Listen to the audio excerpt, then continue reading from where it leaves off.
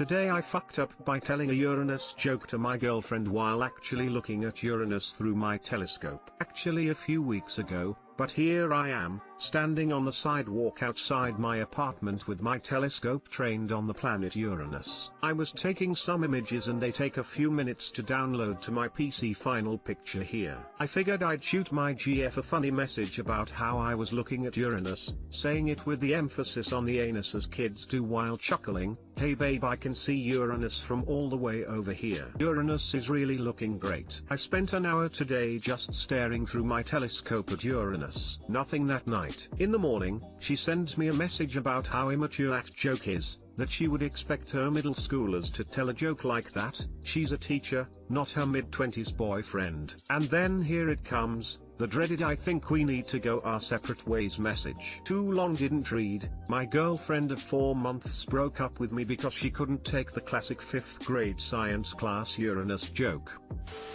If she broke up because of that, then frankly she was going to break up with you eventually, for other smaller reasons, lol. She definitely ain't it then. She was looking for a reason to put an end to it. Your joke is not to blame. Good sense of humor is healthy, don't let this stop you. That shit is still funny even if you're 80, I hope you find someone with a sense of humor and appreciates your silliness. You deserve it. Just like, what a dope hobby. She fucked up yo. Astronomy is lit, keep at it and don't let those Starlink satellites or this girl bring you down. There's plenty of other unexplored anuses out there my friend, keep that telescope looking up. Thought you said unexploded at first. Today I fucked up by not realizing a girl was asking me to prom. Sadly this did not happen today, but about 3 years ago when I was a senior in high school, so the chance to remedy my stupidity has long since passed. I sat next to this cute girl in one of my classes. We sat in pairs so it was just us two at the table. We talked but mostly we would banter and she would tease me, which I now understand is called flirting. At the time I just thought she was weird and kind of annoying, but cute. I had terrible social awareness, obviously, and lots of self-esteem issues in high school, so the thought that this girl could be attracted to me never even crossed my mind. I came into class one day around prom season, and right after I sat down she asked me if I was going to prom. I said no, and she asked me why not. She even pushed a little bit saying but it's fun and well what are you gonna do instead? I just gave her some stupid answers like, I don't want to, and I don't like dances. Then she said, I want to go, but nobody's asked me yet. I don't remember exactly what I said after that, but I think it was something super smooth and romantic like oh. She dropped the subject and never brought it up again. It wasn't till like a year or more after I'd graduated, when one day I just happened to think about this class and this girl, that I remembered this conversation and came to the realization that she had been asking me to prom, or at the very least was giving me a flashing green light to ask her to prom. Too long didn't read. A girl asked me to prom in high school. I was too dense to realize that's what she was doing and completely shut her down. Edit, thank you for the awards.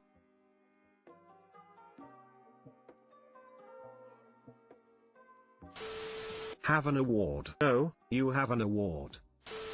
Many years ago in high school, a girl kept jokingly telling me she wanted to play drunken twister with me. More than once, I would always respond with an awkward chuckle. I had absolutely no clue. This is what we mean when we say guys don't get hints at all. She could have just asked you. Why the hell do guys need to make the first move? I mean if you're into him then why don't you pop the question? As far I'm concerned it wasn't Op's fault. This could be me. Today I fucked up by going out in the snow in my POS Corolla, and getting stuck 3 times. For context, I live in NH. This just ended a half hour ago, and as of right now we have just under 2 feet of snow. So today started off like any normal day. I woke up, did my morning tickets, I work in IT, and took my lunch break. I strolled into my kitchen, opened the refrigerator, and found nothing. Nothing to eat, nothing to drink, just a month-old block of cheese. And thus, like every New Hampshire snowneck out there, I decided the best thing to do would be to rough the storm and head to Walmart. For clarification, Walmart is literally 3.1 miles from my front door. So I'm thinking, man, this will be a breeze. Might have some trouble getting out of my parking lot, but otherwise, a-okay. Boy, was I wrong. I made it out of my parking lot, live in an apartment complex, and all the way to Walmart with no issues. Got in, got what I needed, got a call from my wife asking for a Subway sandwich, so I got that too. Make it out to the car,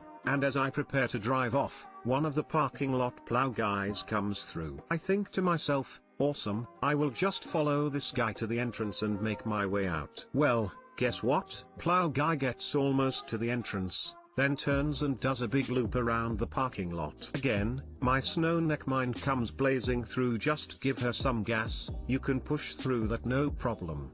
Wrong. I proceed to get stuck on a mound of icy snow that the plow had piled up right in front of me, and cannot move. I have no shovel, no gloves, and no hat. Thankfully, it isn't super cold out, just windy and snowy. I proceed to spend the next hour trying to get my damned car out of the Walmart parking lot. And the plow guy I followed, yeah, he comes right by me, blares his horn, then flips me off. Like I freaking chose to get stuck in your stupid snow. I finally call the front desk of Walmart, and a super nice, super helpful employee comes and helps push me out. Meanwhile, I keep cussing out and flipping off the plow guy each time he goes by, because he plows everything around my car, but never once stops to help or see if I am at least okay. Now I figure, the worst is over. So I go to deliver my wife's sandwich, now an hour late. However, the preschool my wife works at, yeah, it isn't plowed either. So I go up the road to a Dunkin' Donuts, turn around, and proceed to get stuck in their parking lot. Thankfully, the snow wasn't as high, and I was able to push myself out without issue. I make it to my wife's work, use their shovel to clear a small path, and deliver the sandwich. Now, with tasks complete, I begin the journey home. However, on the way, I notice that someone has driven off the road and is now stuck. Having just lived that horror twice, I decided to be a good Samaritan, and pull over to help get them unstuck. And as soon as I pull over, my car slides into the same /ing ditch this woman is stuck in. Thankfully, there was already someone there with a truck and chains, and we managed to both get out with that person's help. So stranger, if you are reading this, I hope that you get everything you want or need for Christmas this year, because you deserve it. And to the plow guy who flipped me off and ignored me, I hope your car breaks down and your stocking is filled with coal. Now I am back home, tired, bruised, cut up, and sore. But I made it. My wife got her sandwich, I got food and beverage, and now it's time for some rest. Too long didn't read, went to Walmart amidst a big snowstorm, let my snowneck self make several bad decisions, and got my car stuck 3 times in 2 hours. Merry Christmas everyone. Where is your snow emergency car box, dude? Massachusetts lady over here. I always carry a collapsible shovel, hand warmers, mittens, a snack, and an emergency blanket, maybe even rock salt, especially if you're in NH. Sorry man. This is the main reason I moved from Boston to San Diego over 20 years ago. Now I only see snow when I go snowboarding. I wanted to move years ago, but then I met my wife, and all her family lives up here, so we stuck around. I'm ready to GTFO now though. Winter sucks. You really should carry a small shovel plus blankets plus salt/cat litter in the wintertime lol. Although if you're driving in anything other than city conditions, that list can expand a lot. I drive mountain passes to commute for work, in a warmer coastal area, so nothing crazy. Some risk of bad conditions if there's a storm though. Condition reports aren't always up to date, so you can go from should be fine to right fucked without a whole lot of notice. I also do some winter camping from time to time. My list is currently sitting at winter tires, ice scraper/brush, compact shovel, chains, sand, blankets, spare warm layers, long underwear, sweater, gloves, toque, neck gaiter and wool socks, chemical hand warmers, heavy winter coat, winter boots, food and water, jump starter pack, for me, and jumper cables, for others, or charging a very dead battery. LED hazard pucks, think road flare substitute. High-vis vest. If I'm actually driving in snow in a remote area, I'll usually throw in a satellite communicator, and a bit more recovery gear. I have a 4x4 truck, so I also have some shackles and straps along with a hand winch and some recovery boards. I live in South Florida, and even I know that driving into a mound of plowed snow seems like a bad idea.